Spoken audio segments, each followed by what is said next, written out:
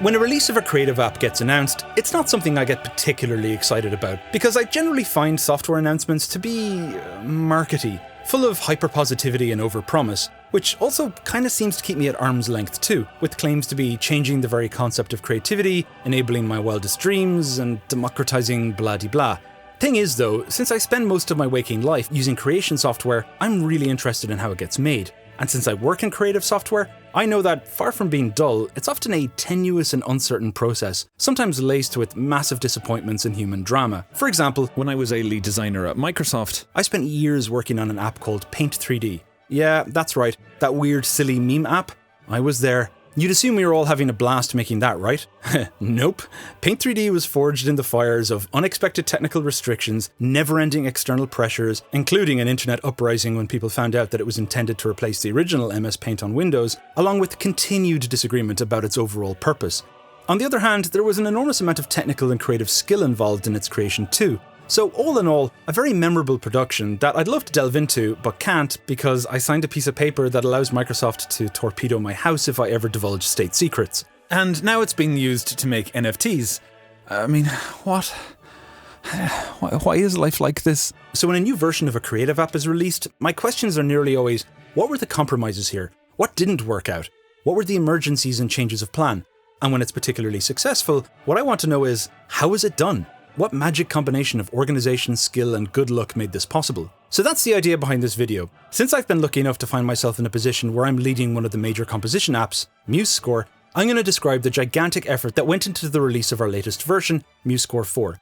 This was the most massive release of anything I've ever worked on, which took a very taxing and physically exhausting 2.5 years to complete. Mercifully, it wasn't a troubled production, just an incredibly long one. So in this video, I'm going to talk about how we redesigned its look, made big changes to its usability, how we overhauled the notation, and how we overhauled the playback too. And although I've made this video for a general audience, MuseScore users will most likely enjoy it too, even if it's just so you know who to blame for moving the concert pitch toggle down here, next to the subscribe button, and the Quit Sibelius button, the New All button, the Eye of Terpsichore, the pop-up switch, and the pro level chord generator. Although actually, hold on, none of these work until you flick the switch over here.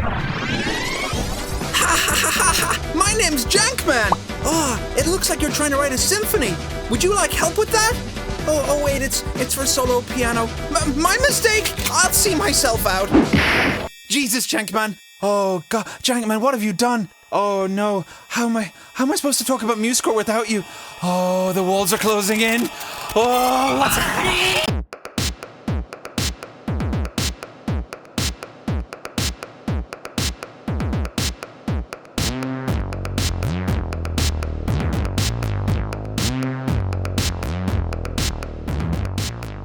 Let me start by quickly describing the state of affairs with MuseScore before I arrived. First of all, if you don't know, MuseScore is an open source project that was created by a community of unpaid contributors. The leaders of the project at the time were Werner Schwier, Thomas Bonte, and Nicolas Fremont. And the more I learn about these guys and talk to them, the more I'm blown away by what they managed to achieve. You'll see why in a second. So before my team of full-time professionals joined the project, I want to describe how the community built MuseScore 3. To begin with, Werner, the founder, began working on an overhaul to the notation system, which would take it far beyond the capabilities of MuseScore 2. It took years of work, but eventually, when he had the main systems in place, he then opened it up to the community who set about polishing and refining every other aspect of the app, using chat rooms and forums to hash out the details. Different contributors would volunteer to take on parts of the remaining work and would submit their progress, piece by piece, to the whole group for review. It would then be up to Werner or Nicola, as the heads of the project, to accept or reject each submission. In the open source world, most contributions tend to be small, contained tweaks rather than large overhauls. This is practical because small changes are less likely to impact on someone else's work, which makes them much more likely to get accepted. This also suits the routines of open source contributors whose involvement is almost always part-time. But with a community as vibrant as MuseScore's, there were loads of people willing to take part. So, eventually, all these thousands of little fixes and suggestions came together after enormous amounts of testing and revision until a new stable release was ready. I've seen this process many times myself, and it's a beautiful thing to watch. However, as powerful as this system is, it does come with one major drawback: mounting architectural instability. I can best explain this using the metaphor of city planning. MuseScore was less a Singapore and more of a Houston, a free-for-all, where in order to build anything, you have to do your best to plug into whatever existing, uncoordinated and inefficient structures you find yourself sitting on top of. By the time we got to the end of development on MuseScore 3, which I spent a lot of time working on, it was an amazingly complex potpourri of thousands of patchwork improvements that depended upon and reinforced other patchwork improvements, all hanging together through a combination of workarounds, inefficient additional processes, and straight-up hacks. A massive technical debt, which practically speaking meant that if you tried to make a change to one thing, you'd break 7 other unrelated things in the process. And this is not a criticism of the MuseScore community, by the way. Far from it, actually. This structural problem is almost unavoidable and inherent to many open source applications, which often can't afford full-time developers to manage code quality, alongside experienced designers who can plan years in advance. Although it's not like professional companies regularly get this right either. Spaghetti code seems to be the norm everywhere. Like, I remember once while working on Paint 3D, I asked a developer to change the color of a button from orange to blue. And when he did this, the orange option in the main color palette, that's the thing you use to paint with, also became blue, giving users 4 blues and no oranges. Anyway, if we ever wanted to be able to move quickly, we had to take a step back in order to take 2 forward. And that really was the main purpose of the first year of MuseScore 4's development. Build ourselves the right technical underpinning before proceeding with major improvements. However, we had one big problem. Since the level of core work was so massive, to the point where it would be unreasonable to expect our community to take it on, we needed to beef up our internal team, which at that point consisted of 2 people, myself and our fresh new developer, Vasily. So step 1 was to find and hire a new team. And by the way, trying to find designers, developers and testers who all have experience with notation is like trying to find a dog with a degree in criminology. So Vasily and I started calling friends and doing everything we could think of to spread the word. Since London was both a hub for classical music and design, I was looking into setting up a new office there. It was actually all getting really exciting at that point. We were finally on our way, finally hitting the ground.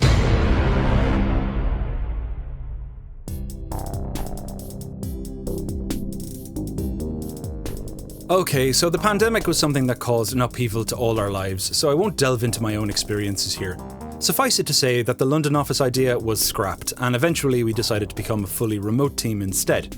Because of the general nastiness of this whole period, we definitely felt like we were being battered from pillar to post for a while. But as we adjusted, we realised that there was one gigantic silver lining. Because we were now fully remote, we could hire expertise from anywhere in the world. And even though it took almost 2 years until we had a fully rounded team in place, this was actually a critical turning point for us. Vasily built the core development team by bringing in 3 people he'd worked with before. As for me, looking for designers, engraving experts and testers, I spent a lot of time trawling through portfolios, looking through LinkedIn profiles and interviewing candidates. My social media following turned out to be a real blessing here, since apart from finding people by posting openings on Twitter and YouTube, a few people actually found me. I'll introduce everyone as we go through this video.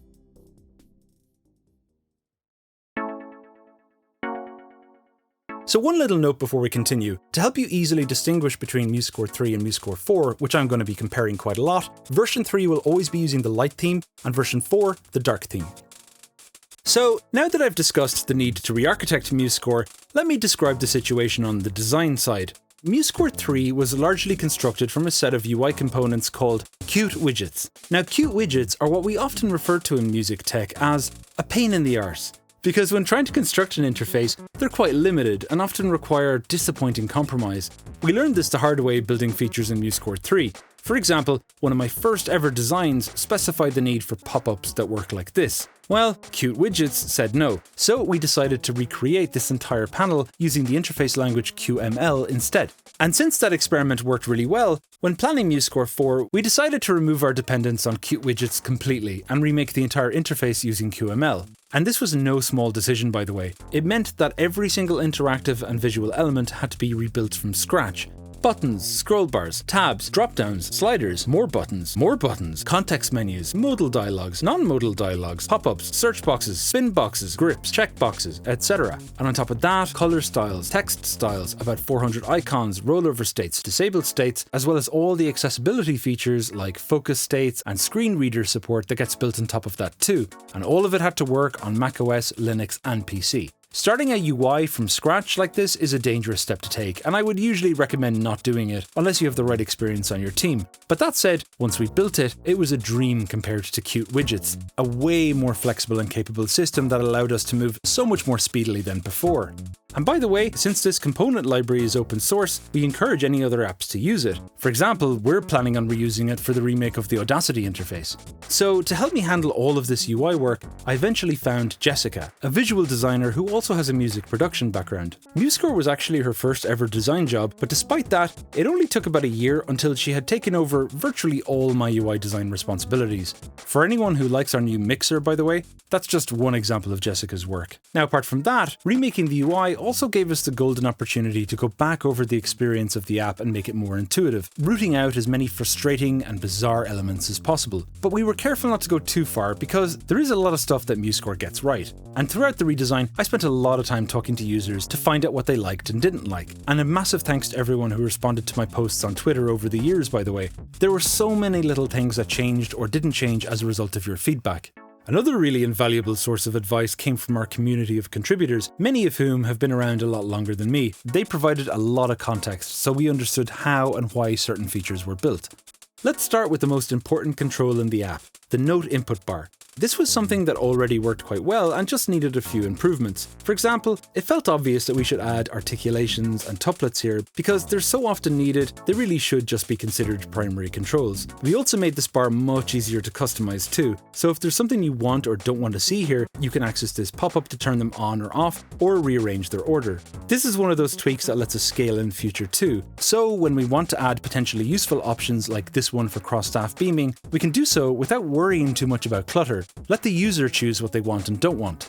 And there was a lot of redundancy and duplication to address too, which is partly a result of years of features being built upon other features. For example, there were 2 different play panels in MuseScore 3 that contained a lot of the same stuff, but with each having something unique about it. We combined these 2 panels into one and kept it close to where the primary play controls were before. There were also 2 different panels for entering and editing text, which again duplicated loads of functionality, producing loads of unresolved bugs. Like if you made text bold down here, this panel didn't seem to recognize it. So if you toggled on or off bold, it just didn't work. In testing, this lower panel performed really poorly too, mainly because users just didn't see it. So we also combined these panels and got rid of all the weird bugs. When it came to the mixer, the MuseScore 3 version was big and weird looking and didn't dock anywhere that was comfortable. For version 4, we placed it at the bottom of the app with a little toggle up here that lets you quickly switch it on and off. We made so many other changes like this, it would take hours to go through. Instead, to give a general sense of how we approached the redesign, I'm going to focus on just 2 examples in detail. When it comes to software design, I am not a fan of things like a priori rules or design mantras that are always considered to be true no matter what. I'm much more in favour of adaptability and real-world testing. But with that said, there is one rule I tend to stick to in designing software, which is to always focus on the experience of a new user. The reason for this is that if a new user can figure out how your app works without needing a tutorial, it creates a baseline of simplicity that really benefits everyone in the long run. It's the hardest possible measure of success, which is why I tend to focus on it. Let's take the experience of setting up a score for the first time. This is our handshake with new users. In MuseScore 3, setting up a score was already pretty good, but there were plenty of annoyances that I wanted to get rid of. Let me show you. So when you first go to File New, you're taken to a dialog called the New Score Wizard. When opened, it asks you to specify what the title of your score is going to be, along with some other information like the name of the composer or arranger, and also some copyright information. Now on paper, it makes sense to start like this, but it's not always the case that you begin a score with a title in mind. So let's leave this blank for now and continue. Next, you're taken to this page, which in testing always causes new users to do a double take. Choose instruments, treble clef, bass clef, great stave? What? And why is this image over here blank? Well, what's going on is that all these options, apart from the first one, are score templates. If you select one, the image on the right shows you what that template will look like. So this first option, Choose Instruments, is actually a way of bypassing the templates page. So if you select it and press continue, you're then taken to the section where you can manually add whatever instruments you want instead. Okay, so let's stop for a moment to look at this poll I published on Twitter. MuseScore users, when creating a new score, do you more commonly use a template or do you add instruments manually instead? Now, as you can see here, a significant majority of users preferred to add their instruments manually despite the fact that templates are offered to them first. In other words, for most people, this is the most important part of the new score wizard. Aside from that, look at all this detail here on the right. It's quite dense. You see the instruments, but also the number of staves for each instrument too. And if we look closer, there's some odd stuff. For example, these piano staves here have strangely titled options like Custom Standard and Custom Percussion. Trying to explain why these are here would take forever. Suffice it to say, they don't do anything. All in all, this panel is just overly noisy and complicated. Anyway, after you've selected your instruments, there are 2 more pages to get through.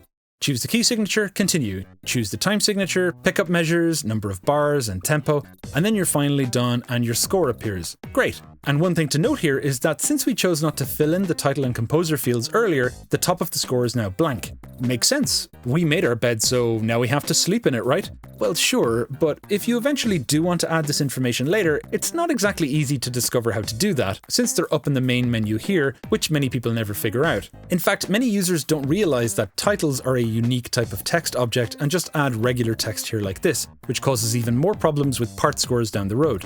Now, individually, none of these issues I've just talked about are critical, but they really do add up to confusion for first-time users and persistent annoyances for experienced users. So here's what we did in MuseScore 4 instead. When you press New, you're taken straight to the section where you define your instruments. And if you prefer templates, there's a tab right here that lets you choose them instead. And since MuseScore will now remember which tab you chose the next time you create a score, it maximizes the likelihood that you'll see the options most relevant to you. Now, if you choose to manually add instruments, you'll notice the interface is much simpler. We also added little descriptions for each instrument down here to give those who are just starting out some helpful guidance. Once you've added your instruments, you can just press Done, or you can press Next, which takes you to a final page that combines these 3 pages from MuseScore 3. We achieved this by using pop-ups which minimize cognitive load by only displaying info you want to see. All in all, when comparing version 3 to version 4, the maximum number of steps has been reduced from 5 to 2. However, we're not quite finished because when your score is then created, if you had earlier chosen not to fill in these fields for title, composer, etc., MuseScore now adds these default titles automatically, so you can fill them in whenever it's convenient, or just delete them. Probably the most significant change we made was to how part scores can be viewed and edited. In MuseScore 3, to see your parts, you needed to open this parts dialog, hidden away in the file menu. Then, faced with this whole load of blank, you need to figure out to press this button, All Parts, formerly New All, which generates your part scores that then appear here as tabs that can't ever be closed. Now, if you want to modify these parts, this is where I need to issue a headache warning. Right, say you're writing a piano trio and the violin player asks you to include the piano in their part score. So, the process for doing this is, okay, press all parts and then click the violin here. Right, then go down here where you can see instruments in part. So if I now click on this piano and press this plus button, a piano is added to this box on the right, which means that the violin part now has both the violin and the piano in it. Great, we're done. Oh, hold on, I just realized I actually wanted the piano to be above the violin. Damn. Okay, well, let's open this back up again, except now the part is locked because once it's been generated, that's it, you can't change it. Right, so we need to delete this part entirely and create a new one by pressing single part. Okay, now let's add the piano first and then the violin, and finally, we have the arrangement we wanted. Can you now see why so many users didn't know this was possible? Now over to MuseScore 4, where to begin, I need to introduce Roman, one of our developers who built a ton of features over the last 2.5 years, including an improvement to the performance of part scores, which in turn freed us up to design a simplified experience. First, we put a prominent parts button here. Using this, you can open your parts and close them again whenever you want. Then, using this new Instruments panel, you can now quickly include or exclude whatever instruments you want in your part scores and rearrange them at any time too. In this way, changes you make are instantly visible on the score, rather than an abstraction in a mad-looking dialogue. The really fun part of the design process was working on the UI, in particular the colours, which Jessica and I spent a lot of time figuring out. We began by establishing 12 colour definitions, each one filling a particular purpose.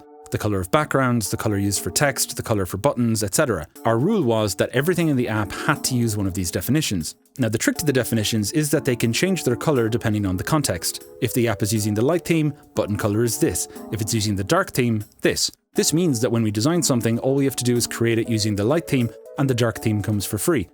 We also created one special color definition called accent color, which allowed us to provide theming options for people to choose from. Now, the other reason we built the system was accessibility. In particular, a customizable high contrast mode for users with various different kinds of visual impairment, like low vision, poor contrast perception, or color blindness. This particular design was implemented by a community member called Arjun Taneja. Thanks, Arjun! Actually, it is worth deviating from the UI just to talk about accessibility for a moment. I worked a lot on accessible design while at Microsoft, and when I came to MuseScore, found a kindred spirit in our community member Peter, who had done a lot of accessibility work in MuseScore 3 and who later on joined our internal team too. Together we designed a new system for keyboard navigation which, along with our expanded screen reader support and ability to export in Braille, makes MuseScore 4 much more accessible for blind users compared to version 3. And it's worth mentioning that much of this was made possible due to the massive work done under the hood by our architect Igor. Igor works in the shadows on the continuous de-Houstonification of MuseScore. He's one of the reasons we've been able to build as much as we have. Anyway, back to the interface, all the changes we made amounted to thousands of pages of design specs.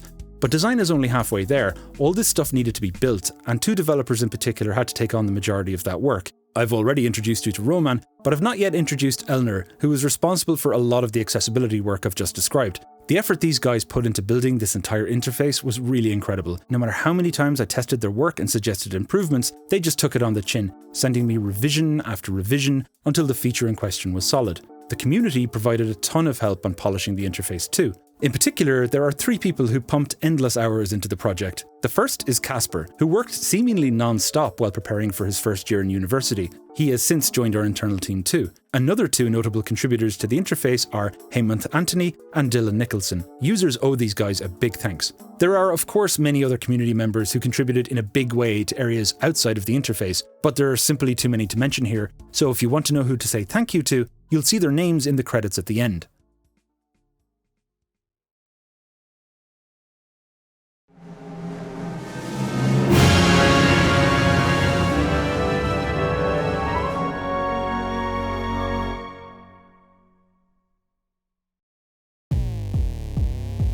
When we were at the early planning stages, one of our main goals was to modernize MuseScore's playback capability by supporting VST instruments. Now, VST is obviously fantastic for DAWs like Ableton or Logic. If you have an orchestral VST, you can, with enough tweaking, achieve some very realistic sounding results. However, from the point of view of a notation app, orchestral VSTs are extremely awkward to work with and tend to provide, with one exception, quite poor results, and I think it's worth explaining why. First, let me describe the goal for any notation app. When a user plugs in a library of orchestral sounds, it should just work immediately. Violins should sound like violins, and performance techniques like pizzicato, arco, or tremolo should just sound like those things. The user shouldn't have to manually hook it all up.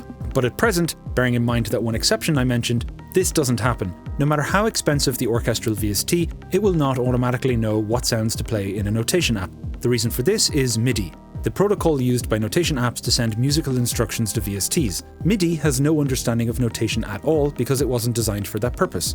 Take this notated example. We have 4 notes within a slur, each note has a staccato mark, and the 4th note has an accent too. This is followed by a tremolo direction in the next bar. Now, since MIDI has no understanding of any of these concepts, notation apps have to provide a translation that tells MIDI what instructions to send to a VST. But that translation is lossy, discarding a ton of vital information along the way. To play this example, here's what MIDI will send to a VST. First, the pitches of each note. That part's fine. However, for the duration of each note, bearing in mind these staccato marks, that's where things get messy. All MIDI can send in this instance are note on and note off events, which basically means start the note now, end the note now. So even if the VST has a specific recording of a staccato sound, it has no idea that staccato has been specified on the score. All it knows is the instruction start now and then another instruction a fraction of a second later, end now. It doesn't know when the end now instruction will be called, so it can't even take an educated guess at what the intention is. It's like placing a screen in front of a performer that only gives moment-to-moment instructions. Start playing C. Okay, stop playing C. The player would have no idea what's coming next, so would not be able to provide any kind of musical interpretation. Back to the notation again, to represent this accent, MIDI will usually send a higher velocity compared to the other notes, so that it sounds louder. If it has a specific recording of a staccato accent, it doesn't know to use it. It just plays whatever its default is for that velocity. And this tremolo, which is meant to sound like this, God, that's where desperation sets in. Basically, all you can do is specify a quick succession of note on and note off events, which results in this grim sounding machine gun effect.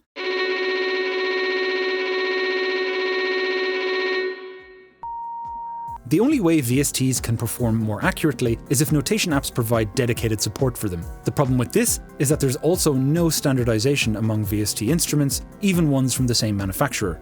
This means that dedicated support needs to be provided on a plugin by plugin basis, an enormous burden for notation apps, which is why it generally doesn't get done, and the problem gets passed to the user instead, who needs to be technically savvy enough to map sounds themselves by manually associating all kinds of abstract MIDI parameters with notated symbols. It's a slow, and for most, bafflingly complicated process. But even if you do know how to hook up a notation app with an orchestral VST, there's another severe limitation, which is that VST is a real-time format. This takes us back to that example of putting a screen in front of a performer that prevents them from seeing what's coming next. All MIDI can do is give immediate, moment-to-moment instructions to a VST and can't look ahead to provide vital information like when a phrase is going to end. If it could, VST developers would be free to create all kinds of clever systems that could provide a musical interpretation, including a meaningful application of machine learning.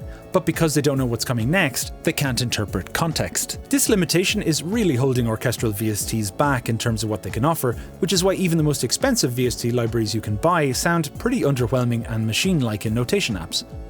The only way a user could get around this was to buy the VST Note Performer, which sidesteps the limitations of MIDI and VST by working directly with notation apps like Sibelius, who provided dedicated support for it. This allows them to send mutually agreed upon musical instructions so Note Performer understands the notated context. And to sidestep the real-time problem, they came up with a clever hack, which was to intentionally delay playback for around a second after you press the play button so that it has enough lead time to know what's coming next and calculate a musical interpretation. Note Performer is great, but it's a solution that can't scale. The burden and risk of having to provide dedicated support to multiple notation apps and receive dedicated support from each of them in return is just too high for others who might otherwise be tempted to enter into the market. That's why there's only one option, Note Performer, even though there are hundreds of sample libraries out there that were recorded at the highest possible level. It's insane when you think about it. Why doesn't East-West Quantum Leap naturally integrate with Sibelius? The answer? The limitations of MIDI and VST. It's a very unsatisfying state of affairs, but really all we could hope for with MuseScore 4 without developing new standards of our own. So our initial plan was to at least reach this standard and then figure out how to go beyond it in later releases. So we buckled down, feeling quite satisfied that we had a solid path forward. It's just good to feel secure in knowing where you're going.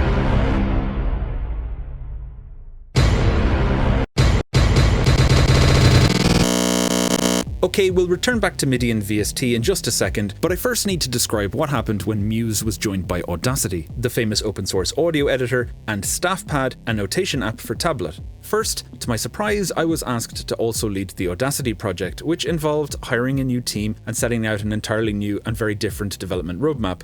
This required a big change to how I worked, because until then, I was wearing quite a few hats on the MuseScore team, being the lead on the project, but also the senior designer and the main tester all in one. And since that was obviously no longer going to be possible, it meant that I needed to find more people to take on many of my old responsibilities, and it was around this moment that I was contacted by a guy called Bradley, who had seen a video I released about our new notation font last year. As luck would have it, he was a perfect addition to the team, being a UX designer who also has a PhD in musical performance. Brad is criminology dog, and even though he came on board a little later in the project, his impact was massive. Now, as for the StaffPad acquisition, this changed things in a very different way because it brought a lot of playback and orchestral recording know-how into our orbit. And as we got to know the StaffPad team, we began formulating plans to develop a playback system of our own that was based on notation, including the ability to send score information in advance, something that would open us up to all kinds of possibilities with creators of orchestral sounds in future. But we needed a first showcase of the kind of playback that was going to be possible given all this new rich information being sent from MuseScore.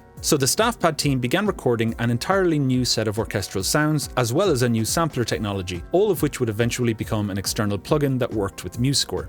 However, we still had to face the massive obstacle of time.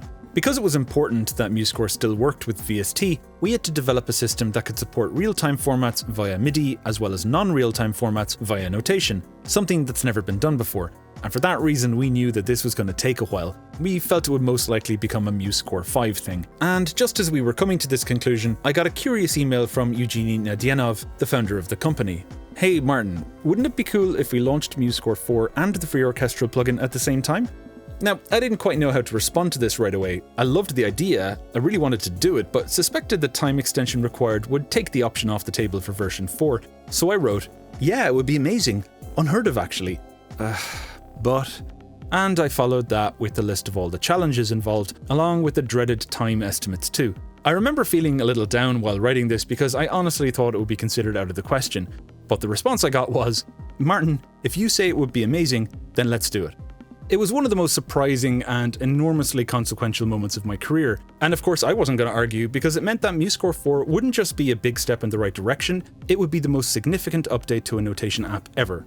Now, since there is no universal standard out there that we could use, we had to develop this playback system from scratch, and there were many unknowns involved. This is where our good luck struck again, because it turned out that our lead developer, Vasily, who I've already introduced, was no ordinary developer. He had been advocating for a while that we needed to develop our own solution, and once we got the go-ahead, built, over the course of 2 years, with the weight of the entire project on his shoulders, the playback system we needed in its entirety. First, it sends rich notated context. Second, it can continuously process a score and send it to a sampler in advance, which enables the sampler to calculate a musical performance. And it hasn't dropped any MIDI compatibility either, so things like external keyboards, sound fonts, and VSTs all work perfectly. Watching this mountain of work come together was astonishing, although I have to admit, the testing was a nightmare. Reviewing hundreds of different combinations of techniques played by hundreds of different instruments across a variety of tempos, using a gazillion different scores. It was endless. But ultimately worth it, because once we combined our playback system with the orchestral plugin, which we eventually gave the name Muse Sounds, the improvement in quality was insane. Let me demonstrate by comparing it to the playback of version 3.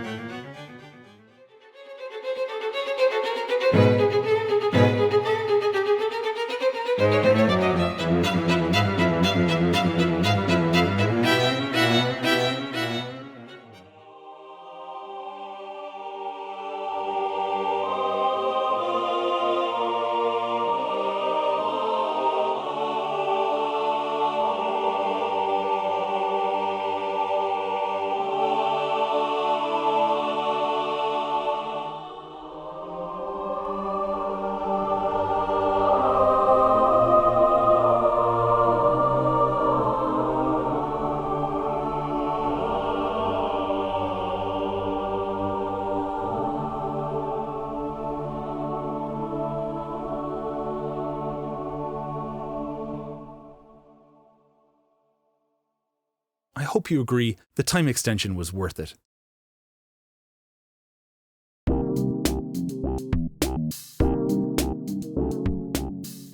So, now that our timeline had been extended, our engraving expert Simon, you remember Simon, right? And his team were able to achieve far more significant changes than we'd originally planned. First, I should explain the overall purpose of these changes. The primary focus of engraving is to achieve two things: the highest possible legibility and the highest possible beauty. And these aren't separate goals because it tends to be the case that an improvement in one naturally leads to an improvement in the other. For example, spacing. When symbols are too close together, it can confuse the eye and look unpleasant. When they're too far apart, the negative space becomes distracting and the eye can be tricked into making associations between elements that have nothing to do with each other, which can often lead to mistakes in musical performance. So in all cases, you need to find the perfect balance which naturally synthesizes beauty and legibility. In pursuit of this goal, one key issue to avoid is noise. Take this example, where due to imprecise positioning, all kinds of unintentional collisions are occurring, which makes the symbols harder to identify while also creating loads of extra shapes, which contributes noise to each bar, making the whole more difficult to read. I often think about these noisy objects as things that the eye can get caught on, like a snag. Eye snags.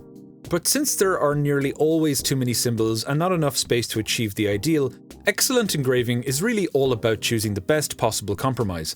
As you add more and more information, the score must continuously rebalance to maintain the best possible spacing, while avoiding as many eye snags as possible. I can't begin to describe how many thousands of variables need to be written to achieve this, and how much testing it takes to get right.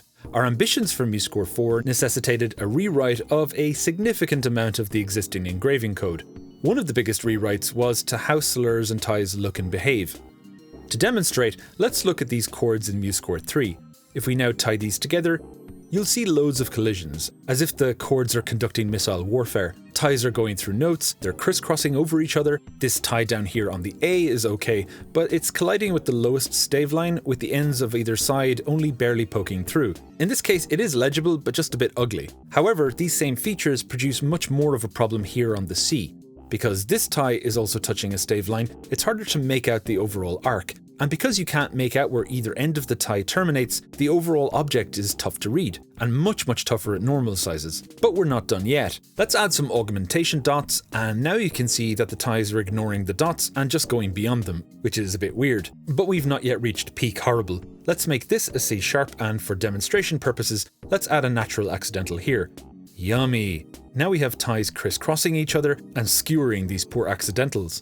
Finally, if I drag this G down to be an F, now the ties are actually intersecting and obscuring the augmentation dots too. It's military grade jank. In version 4, let's go through the same process. If we add the ties, there are no collisions, and the peaks of the arcs never collide with stave lines. If we add augmentation dots, they're taken into account too. Now if we add those same accidentals again, no collisions. Also, and I really love this by the way, if you increase or decrease the distance between chords, the ties cleverly update to find the best possible positioning so the arcs don't end up on the stave lines. It's on a completely different level to what we had before. Apart from thanking Simon, you can thank our engraving engineer Aaron for the implementation of all this stuff. He worked incredibly hard on it. Another thing Aaron spent a ton of time on was a new algorithm for how beaming works, so that it would be more rigorous and logical. Many of the principles Simon and Aaron followed are documented in Ted Ross's book, The Art of Music Engraving and Processing, which has long been considered the most comprehensive text on beaming rules. So this is an example of beaming in version 3. One of the main aims of the algorithm is to avoid what Ross calls wedges, which occur at these intersections at the beginning or end of the beam.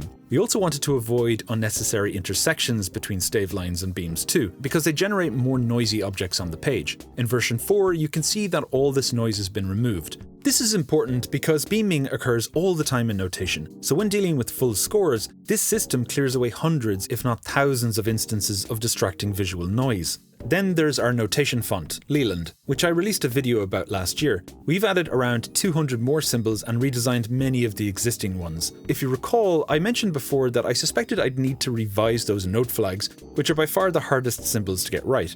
Well, after living with them for a few months, we became unhappy with this sort of humpiness you see here, so I created straighter, more elegant versions instead. Happily, a community contributor called Nick Mazouk, who also contributed quite a bit to our beaming by the way, refined how the stem length of notes are displayed so that these new flags would always sit perfectly no matter where on the stave they appeared. Now, one of the toughest nuts to crack in all engraving is horizontal spacing, which is the ultimate balancing act. Simon had written a massive specification for this, which was so complicated and required such a fundamental rewrite, we decided it was safer to delay it until a later version. That is, until one morning, Simon and I noticed a random submission coming in from a community member called Michaela, who we'd never heard of before. Turns out Michaela had been following the work we'd done on engraving last year and had noticed all our talk about the horizontal spacing problem, and just decided one day to try his hand at it. At first we thought, who is this person and why does he think he has the answer to this problem? But once we played around with his submission, our initial perception of him very quickly changed to, we gotta get this guy in our team. Michaela was actually studying a PhD in physics in Vienna at the time, and believe it or not, quit that PhD to come work on MuseScore. I asked him a while ago why he was so eager to make this change, and I really enjoyed his response. In academia, yes, you do cool research, but scientific knowledge works like grains of sand. Sure, we're all making a nice speech, but often your contribution, which you spent years of your life on, is just one grain, so your impact is essentially not measurable. Compare that to, I write 50 lines of code and millions of scores instantly look better, and you can see the difference. Again, this project was just blessed with good luck. Now, to understand what Michaela actually did, let's look at the issues with MuseScore 3, which is that it tends to create far too much additional space to everything and had poor systems for achieving consistency. Here's a classic example. It's giving too much space to these 30-second notes and incredibly inconsistent spacing to these quarter notes. So even though these quarter notes are all exactly the same duration, it's hard to look at them and not feel an instinctive increase in tempo. Dum dum da da da da dum dum. In version 4, everything has been rebalanced. These 30 seconds don't take up so much space, and the quarter note durations are perfectly consistent.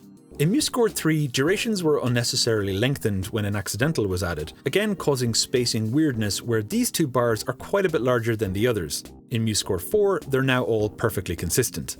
Here's another example from 3. Look how much space that's taking up. This actually highlights one of the major reasons horizontal spacing is so important, because when you're writing for multiple instruments, the measure that has the most detail defines the amount of space all the other measures are going to get. And now look at version 4, where things are tucked in neatly, way more consistent with a lot of saved space.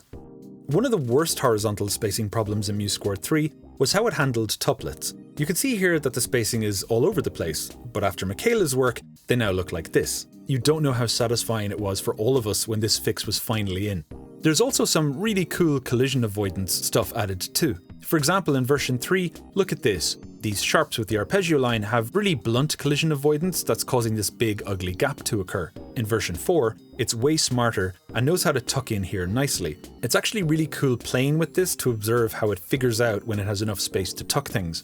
Here's another example from version 3, where the notes are unnecessarily making space for this treble clef down here. Not so in version 4. Apart from horizontal spacing, there are hundreds of other little engraving improvements that would require a whole video to go through. But just to name a few, footers now have consistent padding so that they don't overlap notation. In MuseScore 3, systems would all start at different positions depending on the length of the instrument name. Now they all start at the same position. Dynamics used to be centered to notes based on the width of their bounding box, which is too blunt a system that gives slightly off-centered looking results, mainly because dynamics are italicized. To fix this, we now recognize what's called the optical center of dynamics, a SMUFL definition which we included in this version of Leland. Lines at the end of a system, like ottava marks, lyrics, trills, slurs and ties, used to overlap the final bar line, which intersected nastily with these key changes. Now they don't. Nested tuplets used to intersect each other, and now they don't either. And when tuplets are part of a beamed group, we have more intelligent bracketing that makes them easier to recognize. I've put a link in the description to a post by Simon that lists out all the other changes we've made. So one last thing I should mention is that as we were gradually introducing all these improvements, I'd often share little updates with our progress on Twitter. This turned out to be quite practically useful because there were a few occasions where people pointed out little details that helped us improve things further. And it's worth mentioning that we're by no means finished. There's a lot more coming down the pipe that's being worked on right now. One of the petrifying things about overhauling the codebase with 15 years worth of development put into it is that you are inevitably going to introduce thousands of bugs. On GitHub, where we track this stuff, MuseScore 4 has almost 3,000 reported bugs. And that number can easily be doubled if we include all the internal testing done before features are pushed to the master version. Dealing with this number of bugs presents significant organizational problems since every bug needs investigation. Is it well described? Can it be reproduced reliably to help developers isolate it and fix it? Is the bug out of date? Is it really a bug, or is it meant to be that way? Is it a critical bug that needs to be fixed now, or is it medium priority, or is it trivial? If you don't stay on top of these questions every day, you lose sight of the health of your app, all but guaranteeing that critical problems get released to the public. Thankfully, we were again struck with good luck when about halfway through development I found Dimitri, a composer who has a decade of experience testing notation software. He then brought in Boris, another highly knowledgeable tester with a background in music and composition. Dimitri and Boris worked tirelessly, reporting, confirming, prioritizing and testing fixes for Mac, PC and Linux day after day after day. Releasing MuseScore 4 would have been a scary prospect without them. And by the way, since they both live in Ukraine, they did this work under unimaginably awful circumstances throughout 2022. Now, the community also played a massive role in testing too. Bug fixing is one of those superpowers that comes with being an open source project because it provides loads of experienced users who can sniff out all kinds of weird little niche issues and can often jump in to help solve them too. Apart from testing, another problem for us was that MuseScore 4 was going to make all our existing documentation and tutorials obsolete, and we had to tackle this in two ways. First, we created a new online manual, a massive task headed up by Bradley and Peter, along with our longtime community contributor, Mark Sabatella, who's been around since the early days. The manual has now been opened up so that the rest of the community can provide contributions and translations too. Second, we created a new series of video tutorials, some targeted at existing users, some at new users. Bradley and I split the production work of all these videos down the middle, and then we created a learn section in the app itself to make them easier to find. The most stressful part came about 3 or 4 months before the release, when there were multiple features still not finished and around 500 critical bugs left to fix. It was just a crazy bottleneck period for everyone, a once-in-a-lifetime release that was so big it just consumed everything. And I'm pretty sure I can speak for the team when I say that the main emotions involved in releasing were pride, yes, but also a lot of relief. It's over. We're done.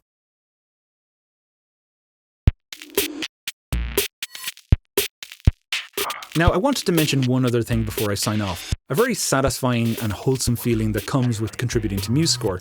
I've built a lot of software over the years, and looking back, I can now see that a significant portion of my life has been dedicated to software that, for one reason or another, is now obsolete, with the code being locked away forever so that no one can ever see it or benefit from it. But since MuseScore is an open source project, we know that all our work will always be available for others to build upon in the future. As long as there are users and community members invested in it, it will continue to live and will very likely provide a springboard for new solutions in the unpredictable future.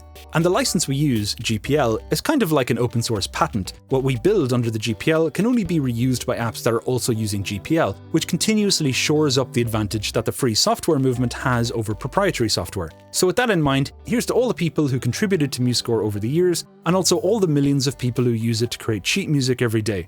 We hope our de-Houstonification, which took the lives of many criminology dogs, significantly de-jankifies your experience. If you like my diatribe, subscribe.